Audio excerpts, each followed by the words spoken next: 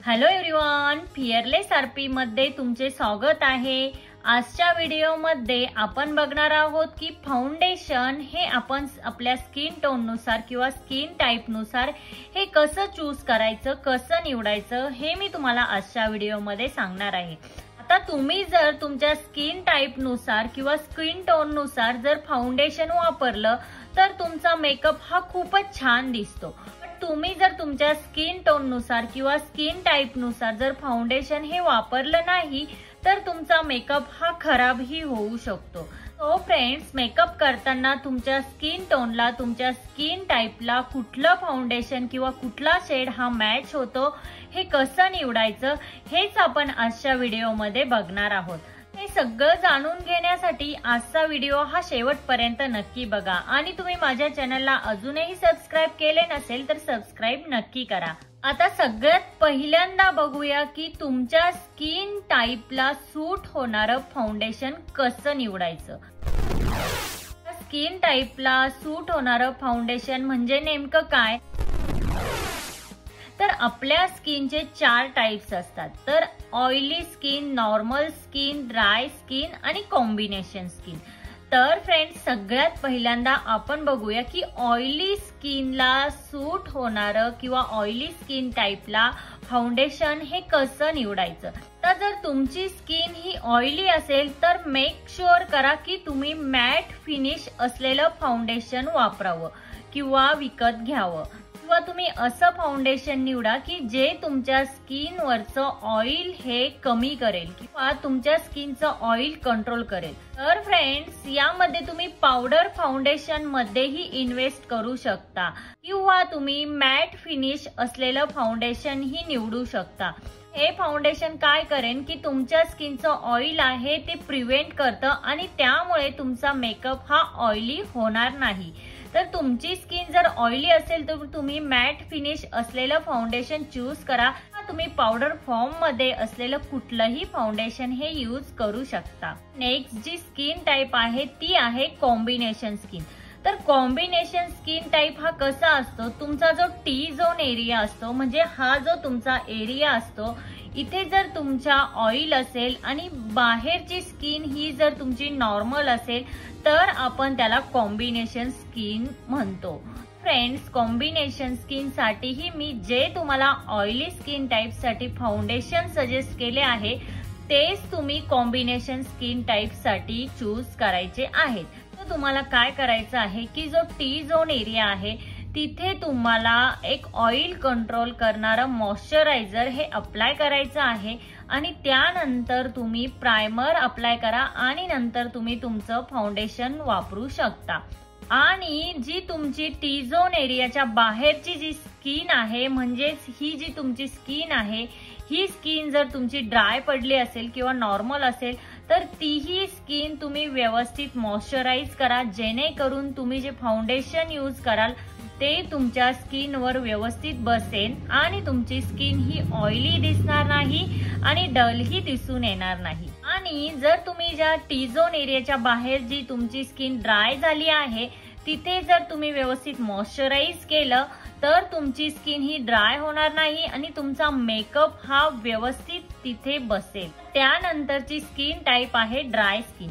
तर dry skin type साठी तुम्ही छान लिक्विड फाउंडेशन चूज करू शकता, बट ते मॉइश्चराइज असायला हवं, किंवा तुम्ही ड्राय स्किन साठी एक क्रीमी फाउंडेशन ही यूज करू शकता। क्रीम बेस असलेलं फाउंडेशन मध्येही तुम्ही इन्व्हेस्ट करू शकता, जेणेकरून याने काय होईल की तुमची स्किन ही जास्त ड्राय आउट होणार नाही आणि तुमची जी स्किन आहे ती छान मॉइश्चरायझिंग आणि हायड्रेटेड राहील। नेक्स्ट जी स्किन टाइप आहे ती आहे नॉर्मल स्किन टाइप। तर फ्रेंड्स, नॉर्मल स्किन टाइपला कुठलंही फाउंडेशन हे सूट होतं, तरीही तुम्ही ते यूज करून बघा। ते फाउंडेशन लावल्यानंतर जर तुम्हाला तिथे थोडासा तुमची स्किन ही ड्राय आउट होत असेल तर तुम्ही तिथे फाउंडेशन लावायच्या आधी एक छान मॉइश्चरायझर यूज करा आणि नंतर तुम्ही ते फाउंडेशन तिथे यूज करू शकता। किंवा तुम्ही जर ते फाउंडेशन यूज केलं आणि तुम्हाला तुमची स्किन ही ऑइली वाटत असेल तर तुम्ही एखादं ऑइल कंट्रोल करणारं प्रायमर यूज करा आणि मॉइश्चरायझर यूज करा आणि नंतरच तिथे तुम्ही फाउंडेशन हे अप्लाय करा. नॉर्मल स्किन टाइप साठी तुम्ही कुठलंही फाउंडेशन हे यूज करू शकता, बट एकदा तुम्ही तुमच्या फेसवर टेस्ट ही नक्की करून बघा. सो ते फाउंडेशन तुमच्या स्किनवर काय वर्क करतंय त्याप्रमाणे तुम्ही ते फाउंडेशन चूज करू शकता. आता आपण बघितलं आपल्या स्किन टाइप नुसार फाउंडेशन हे कसं निवडायचं. तर फ्रेंड्स, आता आपण बघूया की आपल्या स्किन टोन नुसार आपण फाउंडेशन हे कसं निवडायचं. बेसिकली याच्या दोन कॅटेगरीज असतात. एक म्हणजे तुमचा अंडरटोन आणि दुसरं म्हणजे तुमचा स्किन टोन. हे तुम्ही लक्षात घ्यायला हवं. तर फ्रेंड्स, आता बेसिकली अंडरटोन म्हणजे काय, तर प्रत्येकाचा अंडरटोन हा वेगवेगळा असतो. म्हणजे काही लोक हे खूपच फेअर असतात, काही लोक ही एक्स्ट्रीमली फेअर असतात, तर काही लोक हे डस्की असतात आणि काहींचा स्किन टोन हा डार्क टोन असतो. अशा प्रकारचे आपल्याला हे स्किन टोन दिसून येतात. तर या स्किन टोनच्या आतमध्ये लपलेला एक अंडरटोन जो असतो तो कसा आयडेंटिफाय करायचा हे आपण बघूया. हा अंडरटोन म्हणजे काय, प्रत्येकाची स्किन ही एकतर न्यूट्रल साइडला असते किंवा एकतर कूल साइडला असते किंवा एक पिंकिश साइडला असते. तुमचा रंग हा कसाही असू द्या, बट प्रत्येकाच्या स्किन मध्ये एक अंडरटोन हा खाली लपलेला असतो. तर काहींचा अंडरटोन हा एक येलोविश ही असू शकतो, काहींचा अंडरटोन हा थोडासा पिंकिश दिसतो. तुमचा अंडरटोन हा कसा आयडेंटिफाय करायचा हे मी तुम्हाला सांगते. हे बघा, ह्या आपल्या हाताच्या ज्या वेन्स असतात रिस्टच्या, ह्या जर तुम्हाला तुमच्या ग्रीन दिसून येत असतील तर समजून जा की तुमचा अंडरटोन हा वॉर्म आहे.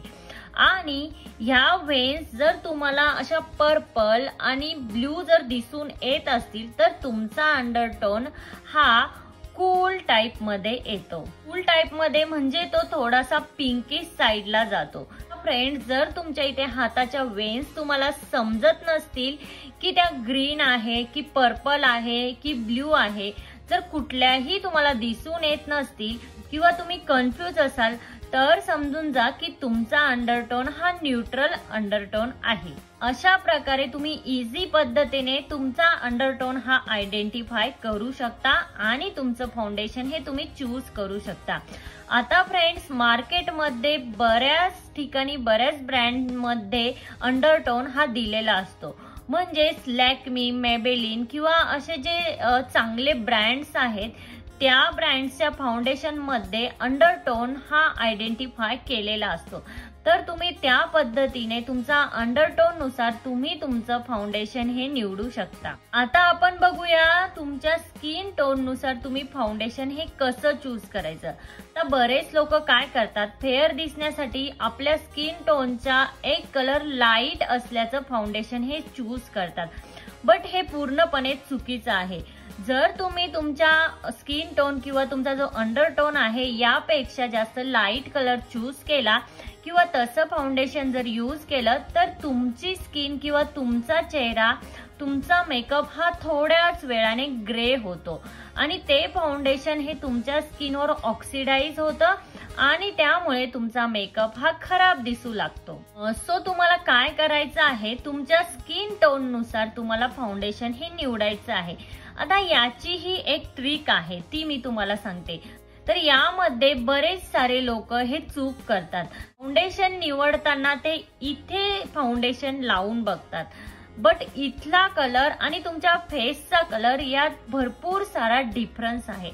आता इथे जो आपला कलर असतो तो जास्त फेअर असतो आणि आपला फेसचा कलर इथल्यापेक्षा कमी फेअर दिसून येईल.